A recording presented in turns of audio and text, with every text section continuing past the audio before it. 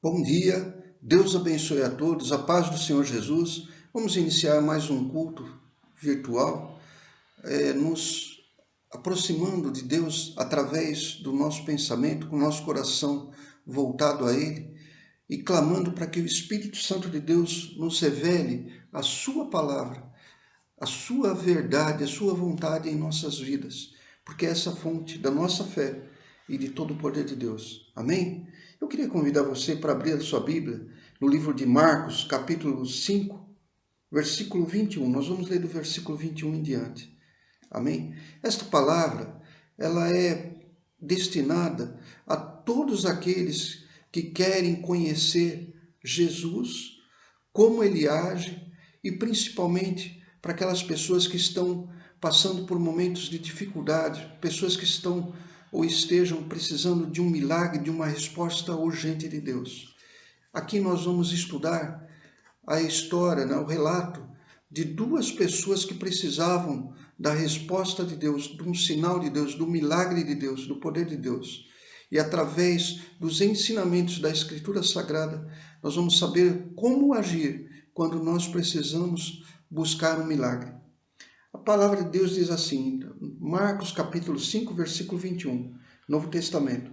E passando Jesus outra vez num barco para outra banda, ajuntou-se a ele uma grande multidão, e ele estava junto do mar. No versículo 22, e eis que chegou um dos principais da sinagoga, por nome Jairo, e vendo, prostrou-se aos seus pés.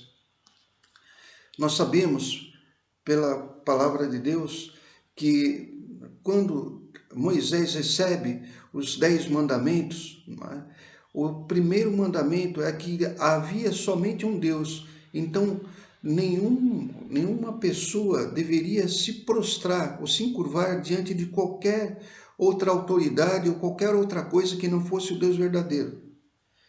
Quando Jairo, o chefe da sinagoga, se prostra diante de Deus, de Jesus, ele reconhece que Jesus é Deus, porque somente Deus pode ser adorado.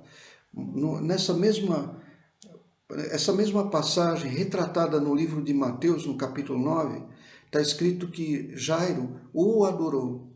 Então, você vê que aqui Jairo estava numa situação desesperadora, porque sendo o principal da sinagoga, ele conhecia as leis, de Deus, e ele estava sujeito a obedecer aquelas leis que eram determinadas até pelos seus superiores, pelo sinédrio, pelo povo da época. E ele sabia que a atitude dele ia repercutir. Ele com certeza era uma pessoa conhecida, e aquela atitude dele ia repercutir. Então, em pouco tempo, todos iam saber que Jairo reconhecia Jesus Cristo como o Senhor, como Deus. No versículo 23 fala assim, e rogava-lhe muito, dizendo, minha filha está moribunda, rogo-lhe que venhas e lhe imponha as mãos para que sare e viva. Um pai numa situação de desespero. Um pai numa situação de desespero, ele faz qualquer coisa para salvar a sua filha, seu filho. E aqui Jairo não mede esforço. No versículo 24, e foi com ele e seguiu uma grande multidão que o apertava. Mas aqui entra também o relato de uma outra pessoa que precisava de um milagre urgente.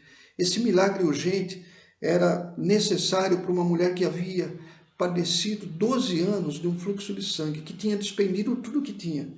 Eu vou ler aqui, olha. E no versículo 25, e certa mulher que havia 12 anos tinha um fluxo de sangue e que havia padecido muito, com muitos médicos e despendido tudo quanto tinha, nada lhe aproveitando isso, antes indo a pior, ouvindo falar de Jesus, veio por detrás dele, entre a multidão, e tocou no seu vestido, porque dizia, se tão somente tocar nos seus vestidos, sararei. E logo se lhe secou a fonte do seu sangue, e sentiu no seu corpo estar curada daquele mal. No versículo 30, e logo Jesus, conhecendo que a virtude de si mesmo saíra, voltou-se para a multidão e disse, quem tocou nos meus vestidos? Você pode estranhar e falar, perguntando assim, mas Jesus, ele não saberia quem tocou nele? Jesus é Deus. Não se esqueça que Jesus é 100% Deus, mas 100% homem. Ele assumiu a forma de homem para substituir cada um de nós. Para que ele pudesse substituir cada um de nós, ele toma a forma humana. E tendo a forma humana, ele teve limitações, ele deixou a glória dele, ele deixou o poder, os atributos de Deus para vir em nosso lugar e pagar o preço que ele tinha que pagar por nós. Então, por isso que ele pergunta, quem me tocou? E os discípulos falam, né? Olha só, no versículo 38, né? 39. Mas vamos no 30. E logo Jesus, conhecendo que saíra de si virtude, voltou-se para a multidão e disse, quem me tocou, né, nos meus vestidos? No versículo 31, e disseram os seus discípulos, vês que a multidão te aperta, e dizes, quem me tocou? E ele olhava em redor para ver quem isso fizera. Então a mulher, que sabia o que lhe tinha acontecido, temendo e tremendo, aproximou-se e prostrou-se diante dele e disse toda a verdade.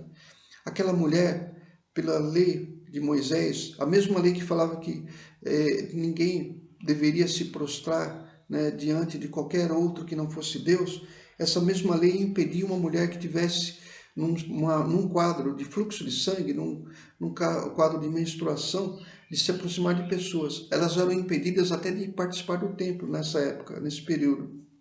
Ela poderia, pela ousadia que ela teve, ser até morta por apedrejamento. Mas ela teve ousadia. E olha o que Jesus vai falar para ela. No versículo 34. E ele lhe disse, filha, a tua fé te salvou. Vai em paz e sê curada deste teu mal. Jesus, ele diz que a fé dela curou ela. E ele pede para ela ir. Jesus, ele teve compaixão dela e ele não condenou a atitude dela. Antes, ele elogiou a atitude de fé dela. Então você imagina a situação de Jairo, que estava com a filha morrendo, vendo Jesus parando para atender essa mulher, o coração dele como deve ter ficado. E aí no versículo 35, estando ele ainda falando, chegaram alguns do principal da sinagoga, que era Jairo, né? E a quem disseram, a sua filha está morta, para quem enfadas mais o mestre? Essa palavra que vieram trazer para Jairo é uma palavra de desânimo, uma palavra de que já não adianta mais, agora não tem mais solução aquilo, agora não tem mais jeito. Essa é a voz da incredulidade, essa é a voz do mundo, essa é a voz daquelas pessoas que não têm a fé da palavra de Deus no coração. Para elas olham o impossível. Elas sabiam que a menina tinha morrido, então vieram trazer. Mas olha o contraste da voz de Jesus, versículo 36. E Jesus, tendo ouvido essas palavras, disse ao principal da sinagoga, não temas, crê somente. Você vê que a dúvida e o medo, elas são contrárias à fé. Jesus precisava que Jairo tivesse a fé. Sem a fé, como diz Hebreus capítulo 11, no versículo 6, sem a fé é impossível agradar a Deus. Tiago fala, né, que sem a fé nós não vamos receber nada de Deus. Jesus precisava que Jairo continuasse com a mesma fé que fez com que ele fosse buscá-lo, rompesse todas as tradições e se lançasse aos seus pés, reconhecendo que era Deus. No versículo 37, e não permitiu que alguém o seguisse, a não ser Pedro e Tiago e João, irmão de Tiago. Então você vê que Jesus, ele escolhe pessoas que conhecem a fé da palavra, as pessoas que criam nele, que criam que ele era poderoso para ressuscitar, para curar, para libertar. Essas pessoas que Jesus queria que estivessem perto e acompanhando Jairo, porque as pessoas que fossem incrédulas, pela sua dúvida, pelo seu medo, pelo seu pânico, eles contaminariam a fé de Jairo e roubariam, a fé de Jairo seria roubada. No versículo 38, olha que situação triste. Tendo chegado à casa do principal da sinagoga, viu o alvoroço e os que choravam muito e pranteavam. No 39, e entrando disse-lhes, Por que vos alvoroçais e chorais? A menina não está morta, mas dorme. Então, diante de um quadro de choro, de pânico, de medo, Jesus tranquiliza e fala assim: por que vocês estão chorando? A menina dorme. Jesus é o autor da vida, né? Como diz João, né? No capítulo 1, Jesus é o autor da vida. E ele estava lá. Aquela situação, aquele ambiente estava carregado com o poder da vida. No versículo 40 está escrito assim: e riam-se dele, porém ele, tendo-os feito sair, tomou consigo o pai e a mãe da menina e os que com elas ele estavam, ou seja, Pedro, Tiago, João, né? E entrou onde a menina estava deitada. Você vê a importância de preservar a fé, e a gente preserva a fé quando a gente cuida do nosso relacionamento, quando nós vigiamos com quem nós sentamos, com quem nós falamos. Nós não devemos compartilhar as nossas necessidades com pessoas que não têm a mesma fé que nós temos, que não creem na palavra de Deus. Jesus, ele deixa muito claro isso, a partir do momento que ele impede as outras pessoas de seguir, à medida que ele só chama e permite que entre, não é, no quarto onde a menina estava, somente aqueles que não roubariam a fé de Jairo. No versículo 41, e tomando a mão da menina, disse: Talita cumi, que traduzido é: menina, a ti te digo, levanta-te. Então Jesus, ele chega diante da menina e com o poder de Deus na vida dele, ele dá uma ordem. Jesus dá uma ordem, Jesus fala a palavra. É a palavra que tem poder. É a Bíblia, a palavra, a Escritura Sagrada que tem o poder. E Jesus, então, ele fala, Talita cumi. E por que eles falam, né? Que quando fala Talita cumi, que traduzido, só para você entender, naquela época se falavam 3 línguas no mundo, né? No mundo conhecido, né? E falavam o hebraico, né? Que tinha sido substituído, não se falava mais, tinha sido substituído pelo aramaico. Se falava o grego e se falava o latim. Essas 3 línguas eram as línguas que se falavam na época. Jesus, quando ele fala aqui, Jesus, ele fala em aramaico. Jesus e os seus discípulos, né, por muitos séculos, o povo já falava essa língua, aramaico, não é? Então, o evangelho, aqui quando Marcos escreve, quando todos os autores escrevem o Novo Testamento, eles escrevem em grego. O Velho Testamento foi escrito em hebraico, mas o Novo Testamento foi escrito em grego. A língua que Jesus falava na época dele, né, e isso já durante séculos foi assim, talvez 3 séculos, 300 anos, se falava o aramaico, tinha substituído o hebraico. Quando Marcos escreve Talita cumi, ele faz questão de falar exatamente como Jesus falou. Olha a importância que ele deu na forma, no que Jesus falou. E Jesus fala em aramaico, Talita cumi, que significa menina, levanta-te. Essas 2 palavras significam isso. E logo, no versículo 42, e logo a menina se levantou e andava, pois já tinha 12 anos, e assombraram-se com grande espanto, e mandou-lhes expressamente que a ninguém o soubesse, e disse que lhe dessem de comer, para que ficasse claro que a menina estava viva. Muito bem. Nós, muitas vezes na nossa vida, nós passamos ou podemos passar por situações extremas, onde nós dependemos de um milagre, nós dependemos de um socorro urgente, de uma providência sobrenatural. E essa palavra que nós estamos ouvindo, que nós estudamos hoje, que nós lemos hoje, ela é a palavra que traz poder para o nosso coração. A mesma palavra que esteve na boca do Senhor Jesus, quando ele falou Talita cumi, é a palavra que nós temos na nossa mão. Essa palavra é Jesus, e Jesus é essa palavra. Não é? Então eu quero que você entenda que quando nós precisamos de um milagre, nós temos que seguir esse caminho que Jesus mostra na palavra, nesses relatos do que ele fez, não é, para as pessoas que estavam numa situação desesperadora. Você vê que a fé é necessária no nosso coração. E é por isso que quando nós estamos lendo, quando nós participamos de culto, o Espírito Santo, durante a pregação, ele traz para o nosso coração a fé, que sem essa fé nós não podemos alcançar o sobrenatural de Deus. Assim como nosso corpo precisa de um alimento, assim como nós precisamos nos alimentar, comer pão, assim como nós precisamos nos alimentar para que o nosso corpo fique forte, esteja pronto e preparado, não é? para a vida, assim também a nossa vida espiritual depende dessa palavra. Por isso que se você não estiver lendo a Bíblia constantemente, se você não estiver assistindo às pregações constantemente, se você não estiver orando, se você não estiver meditando na palavra, se você não estiver participando de tudo que a palavra fala, as santas ceias, a tua fé ela vai esfriando. Nós mantemos o nosso corpo sadio e forte, firme, com alimento, né, com alimento natural, mas nós alimentamos a nossa fé, ou seja, nós alimentamos o nosso espírito com esta palavra. Eu quero que você então entenda que 4 lições nós podemos tirar dessas passagens. Tanto aquela mulher que tinha o fluxo de sangue, quanto a menina que estava morta e que o pai precisou buscar e interceder por ela, eles tiveram 4 atitudes que se pode notar. Em primeiro lugar, eles se prostraram diante de Jesus, reconheceram que Jesus é Deus.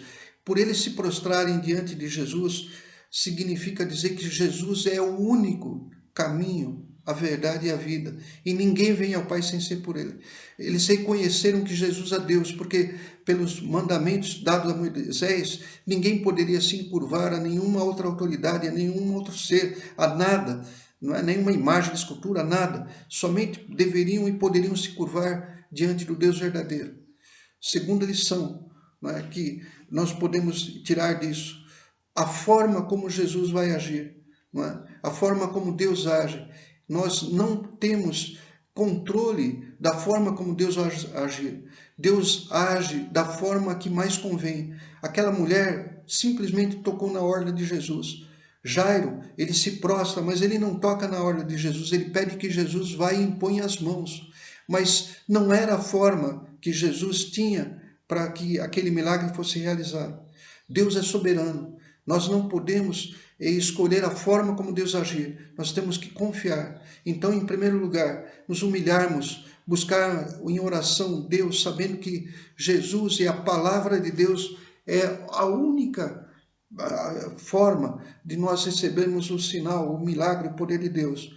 E da segunda lição que nós estamos tirando, a forma como isso vai acontecer é a forma como Deus vai determinar.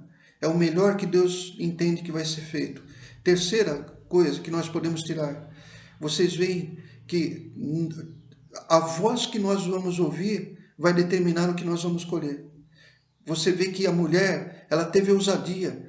É impossível que ela não tivesse ouvindo na voz dela uma voz de dúvida, uma voz de medo. Olha, não vai adiantar. Olha, você não vai conseguir. Tem muita gente, você já está com fluxo de sangue. Há 12 anos você está enfraquecida. Você não tem força nem de chegar, quanto mais tocar na veste dele. Como foi teu propósito? Você não tem condição de fazer isso. A mulher não ouviu a voz da dúvida. A mulher ouviu a voz da fé. Jairo tinha que ter a fé fortalecida. Jairo foi buscar Jesus se prostrando, rasgando todas as tradições, correndo todos os riscos, porque ele cria em Jesus. Então era a voz de Jesus que ele queria ouvir. Ele não se importava com a voz do mundo. Quando vieram dar a notícia, né, da morte da filha dele, não é? Que certamente eles viram a menina roxa, sem pulso, gelada, e sabiam que estava morta. Essa foi a voz do mundo, essa foi a voz da incredulidade, a voz que constata a situação como ela está. Mas aqueles que têm fé, eles não olham a situação como está, mas como ela vai ficar. A esperança de que Deus tem poder e é poderoso para agir. É a voz que você ouve que vai determinar o que você vai colher. Essa é a terceira lição. E a última lição que nós temos nessas passagens, a necessidade da perseverança. A mulher perseverou na busca, deve ter sofrido, apanhado, sido pisada, sido empurrada, mas ela perseverou. Jairo largou tudo que ele tinha. Jairo com certeza era um homem rico, inteligente, famoso, tinha estudado. Lógico, ele não seria um principal da sinagoga sem ter se formado, era um homem culto, mas ele deixou tudo isso de lado para perseverar. Ele só tinha uma coisa em foco: eu preciso do Deus que cura, eu preciso do Deus que salva. Essa palavra curar e salvar em grego é a mesma palavra. O mesmo Deus que salva cura e o mesmo Deus que cura salva. Jairo vai ao encontro da salvação e essa mulher também vai ao encontro da salvação, e salvação só em Jesus. Jesus, como diz em João 14:6, é o único caminho, a verdade e a vida. Jesus é o autor da vida, isso está em João capítulo 1. Se você quiser ou precisar um dia de uma resposta urgente, esse é o caminho. Eu queria convidar você a baixar sua cabeça, fechar os seus olhos. Senhor Deus e Pai, em nome de Jesus, nós queremos te agradecer pela tua palavra. Muito obrigado por tudo, meu Pai. Obrigado, meu Pai, pela revelação. Obrigado pelo teu poder. Obrigado por nos instruir a conservarmos a fé e que nos traz a vitória, meu Pai. Fé pela qual nós alcançamos os grandes milagres, sinais, prodígios e maravilhas. Que todos os lugares, que todas as pessoas que ouvirem essa mensagem, que elas possam receber dentro do seu coração a direção, o caminho e a fé necessária para alcançar o sobrenatural de Deus. É o que nós te pedimos e te agradecemos em nome de Jesus. E você que crê, diga amém, graças a Deus. Eu queria só terminar dizendo que no próximo domingo, às 11 horas, nós teremos a nossa live e nós vamos celebrar a Santa Ceia. E por esse motivo, o culto presencial, que já ocorre na igreja de Ribeirão Pires, ele vai ser antecipado para as 9h30. Então, não perca. Se você vai no culto presencial lá em Ribeirão Pires, excepcionalmente no domingo que vem, por causa da Santa Ceia, ele vai ser iniciado às 9h30. Para que haja tempo das pessoas depois participarem da Santa Ceia, que é o mandamento de Deus.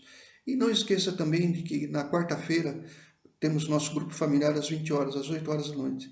Deus abençoe a todos, um bom domingo e até lá, em nome de Jesus.